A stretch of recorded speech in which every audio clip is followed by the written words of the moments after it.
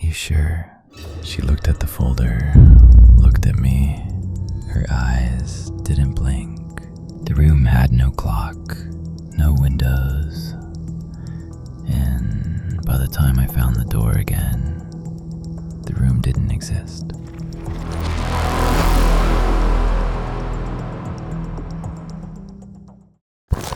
Hey there, Hollowgrin here. You spend more waking hours at work than anywhere else. More than your home, more than with the people you love. You badge in, you sit down, you give a third of your life to a building that doesn't know your name. But some buildings know more than they should. Tonight, 3 offices, 3 shifts, and the things that clocked in after everyone else clocked out. Let's descend. Story 1. The Desk. I was 26 when I started at Penfield & Associates, mid-size accounting firm in Stamford, Connecticut. 4th floor of an office building off I-95. The kind of place where the carpet smells like toner and the windows don't open. They hired me in November, right before fiscal year end. I was filling a vacancy, someone who left suddenly, they said. HR processed me in 2 days, which should have been the first warning. Nothing in corporate moves that fast unless something went wrong. My desk was in the back corner of the 4th floor, past the copy room, past the break area with the humming refrigerator nobody cleaned, tucked against a wall where the overhead light flickered every 40 seconds like a slow pulse. Cubicle 4-17. The cubicle came with a monitor, a keyboard, a phone, and a chair that still had someone else's height settings dialed in. When I sat down, the hydraulic hiss released like it was exhaling. I didn't adjust the chair at first, didn't think about it, but on the second morning, I noticed the seat was warm when I sat down, not room temperature, warm, like someone had just stood up. I asked Janet in 415 if anyone used the desk on the overnight shift. She looked at me for a beat too long, then said, "No, there's no overnight shift." By the end of the first week, I found things.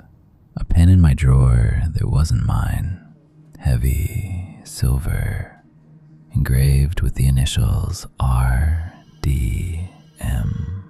Still cool to the touch, like it had been sitting in darkness for months. A sticky note pressed to the underside of my keyboard tray. 2 words in neat handwriting. Still here. I showed Janet. She went pale. Not surprised pale. The kind of pale that meant she already knew. "That was Roger's desk," she said. "Roger Mullen.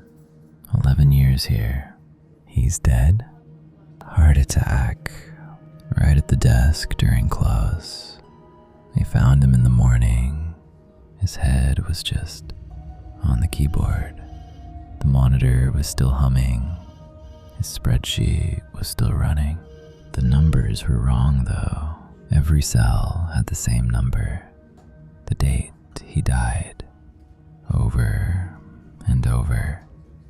Hundreds of them. I should have asked to move desks.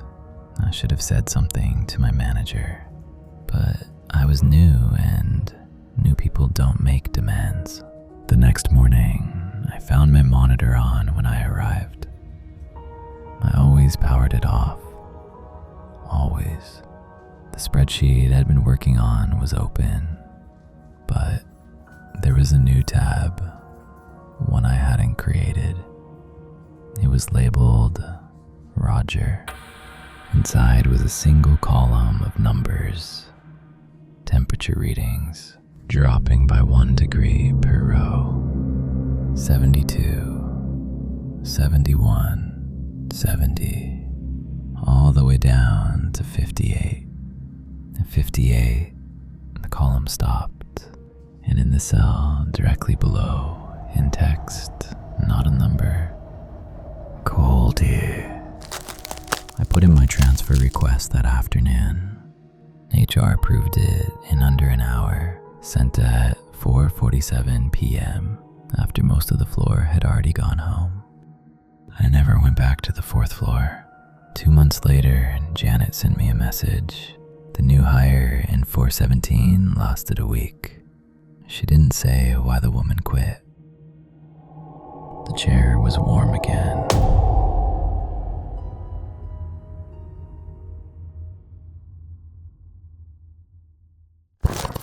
Some offices hold on to their employees longer than the lease allows. Not in the break room, not in the parking lot, in the chair, in the spreadsheet, in the warmth that shouldn't be there at 8 a.m. Story 2, The Old Wing. I was a CNA, certified nursing assistant, at a hospital outside Scranton, a regional place, 300 beds, built in the 60s, expanded in the 80s, and half renovated ever since. The kind of hospital where the new wing had automatic doors, and the old wing still had push-button light switches that sparked when you used them. I worked nights, 7 to 7, vitals, repositioning, charting, routine work. You could do it on autopilot if you'd been doing it long enough, and I'd been doing it long enough. One night in February, my charge nurse pulled me aside at shift change. "We need you in the East Wing, 3rd floor, just tonight." The East Wing was old, original construction. It had been phased out of regular use years ago. They still stored equipment there, ran the occasional overflow patient through during flu season, but mostly it sat dark. "There are patients there?" I asked. "4, she said. "Census overflow. They need vitals at midnight and 4. That's it." I walked over at 7:30, through the double doors, across the sky bridge, into the East Wing. The temperature dropped immediately. Not like the new wing, where climate control kept everything at a sterile 70 degrees. The East Wing breathed. You could feel the air moving through gaps in the window frames, carrying the smell of old linoleum and something underneath. Copper, maybe. Old pipes. The nurse's station with a wooden desk with a green lamp and a phone that looked like it belonged in a museum. I set down my bag and checked the patient board. 4 names, 4 rooms. I wrote them down and started my rounds. Room 312. An older man, 70s, sleeping. Vitals normal. Room 314. A woman, maybe 60, awake and watching TV with no sound. When I left, I realized the screen had been dark the whole time, but she'd been staring at it anyway. Vitals normal. Room 318. Empty. Bed made, but no patient. I checked the board again. The board said 318 M. Hargrove. I wrote a note and moved on. Room 320. Man in his 40s, sitting straight up in bed, eyes open, staring at the wall across from him. Not at me, not at the door, at the wall. I said his name. He didn't respond. I took his vitals. Pulse was low, 52. Respirations were slow, Everything about him was slow, like his body was winding down. I documented and left. At midnight, I made my second round. Room 312, same. Room 314, the woman was asleep now. Room 318, still empty. Room 320, the man was in the exact same position, same posture, same direction, same open eyes. Pulse still 52, like he hadn't moved in 5 hours, like he wasn't going to. I went back to the nurse's station and called my charge nurse. Room 318 doesn't have a patient, and the man in 320 is unresponsive. Vitals are stable, but he won't react to stimuli. There was a pause. What room numbers did you say? 318 and 320. Another pause. Longer. Those rooms aren't open. Haven't been in 2 years. Just 312 and 314. That's it. I looked at the patient board. The board I'd read 3 times that night.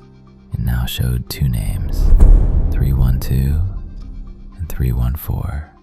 That's it. 318 and 320 were blank, like they'd never been written. I walked back down the hall, slowly. Room 318. The door was locked. I tried the handle twice. It wouldn't turn, my palm slipping against cold metal, worn smooth by years of no one. I looked through the narrow window in the door. Dark, empty, dust on every surface. Room 320, also locked. Through the window, nothing. An empty bed, stripped. No men, no open eyes. In healthcare, a reputation for seeing things that aren't there spreads fast. It ends careers. I finished the shift. I didn't go back into those rooms. But when I returned to the new wing at 7 a.m., I passed the records office and stopped. I don't know why. Something made me. I looked up room 320. The last patient on record was a man named David Parisi, admitted November 2023, died in the room, cardiac arrest. His resting heart rate, documented the night before he died, 52.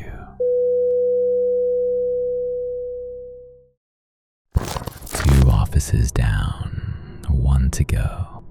But this last one is different, because the thing in the office didn't haunt a desk or replay a patient. It conducted an interview, and it was grading you. Story 3, the review. I worked at a call center in Phoenix, Telereach Solutions. One of those massive open floor operations. 200 headsets in rows, supervisor pods in the middle, motivational posters on every wall. Posters that said things like, "Excellence is a habit," and "Every call is an opportunity." The fluorescent lights were always on. There were no windows. You lost track of time in there. That was probably intentional. I'd been there 8 months when I got the email. Subject line, performance review, mandatory, conference room 4B, 3 p.m. I wasn't worried. My numbers were fine. Average handle time, under 4 minutes. Customer satisfaction, above target. Had never been written up. I figured it was routine. The room itself was at the end of the hall, past the break room, past the bathrooms, in a section of the building I didn't usually go to. The hallway was quieter there. Fewer lights, no clocks. The carpet changed from gray to a deep maroon, and the ceiling dropped lower, like the building was narrowing around you. I knocked at 258. A voice said, "Come in." Inside, a rectangular table, 2 chairs, a whiteboard on the wall, and the woman I'd never seen before. She was sitting on the far side of the table with a manila folder and a pen. 40s, maybe. Dark hair, pulled tight. A badge clipped to her blazer that I couldn't quite read. "Have a seat," she said. She smiled. Just the mouth, like the rest of her face had no permission to. I sat. She opened the folder. My name was on the tab. She started reading my metrics back to me. Call volume, handle time, customer scores, all accurate. Then the question started. "How would you describe your relationship with your coworkers?" I said they were fine. We didn't talk much, just headsets and call queues. I realized I couldn't name half of them. "Have you noticed any changes in your sleep patterns since starting this role?" Odd, but I'd heard of wellness checks. I said I was fine. "When was the last time you felt genuinely afraid?" I paused. "I'm sorry." She looked up from the folder. Her eyes were steady, unblinking, not aggressive, just fixed. "Afraid," she repeated. "Real fear, the kind that changes how you breathe." "When was the last time?" "That's not a review question." She wrote something in the folder. "Do you dream about the office?" "No." "Are you certain?" "Yes." "Do you ever hear your name spoken when nobody is speaking?" The room felt smaller. I noticed there was no clock on the wall, no clock anywhere. The whiteboard behind her was blank, completely clean, but it smelled like dry erase marker, fresh, like someone had just wiped it, and the chemical smell made the back of my neck tighten. "Who are you?" I said. She smiled again, the same one. "I'm from Human Resources. I've never seen you before." "What's your name?" She tilted her head, half an inch. "Does that matter?" I stood up. "I'm leaving. The review isn't complete." I walked to the door and pulled the handle.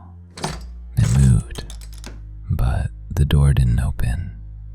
Not stuck, not locked. It just didn't open. The handle stayed warm in my grip, as if the whole thing were alive. I pulled again. Nothing. "Please sit down," she said. Her voice was the same, even, calm, like she was reading from a prompt. "We have a few more questions." I turned around. The folder on the table was thicker now, not a few pages, an inch thick. My name was still on the tab, but the tab was older, yellowed at the edges, like it had been in a filing cabinet for decades. "How long have you worked here?" she asked. 8 months. She paused, looked at the folder, looked at me. "Are you sure?" The fluorescent light above us buzzed, flickered once. In the half second of dimness, I felt the space shift around me. The room was bigger, the walls too far away, and there were more chairs, rows of them, empty. The light came back. 2 chairs, small room, her. "I'm leaving," I said. I pulled the handle again. It opened. The hallway outside was bright, normal. Someone walked past with a coffee cup and didn't look at me. I went back to my desk, logged in, pulled up the company directory, and searched for her face, her badge, her description. Nothing. I asked my supervisor who conducts performance reviews for the call floor. I do, she said, and yours isn't until April. I asked about conference room 4B. She frowned. There's no 4B. There's 4A and 4C. There's nothing between them. I walked back to the hallway. Maroon carpet, lower ceiling, the doors read 4A, then a stretch of wall, then 4C. No door, no 4B, just wall. I stood there for 2 minutes, staring at the place where the door had been. The paint was the same color as the rest of the hall. No seams, no outline, no hardware marks. People walked past me. No one seemed to notice me standing there, staring at a blank wall. I put in my 2 weeks the next day. Didn't explain why. On my last day, I was cleaning out my locker. Taped to the inside of the door was a sticky note I hadn't put there.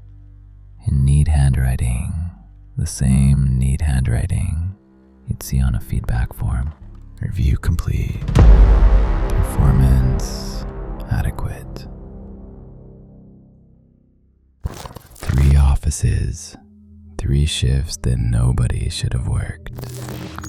And now you know what walks those hallways when the lights are off. Some things don't leave when 5 o'clock hits.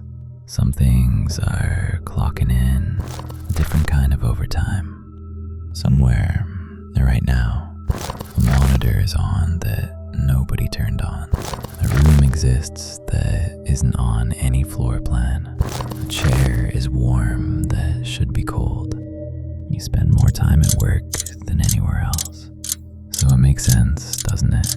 That the things that feed on routine, on repetition, on people who sit in the same place, day after day, learn to find you there. Sleep well, and if you're working late tonight, don't answer when someone calls your name from the hallway. Until next time, this is Hollowgrin, clocking out.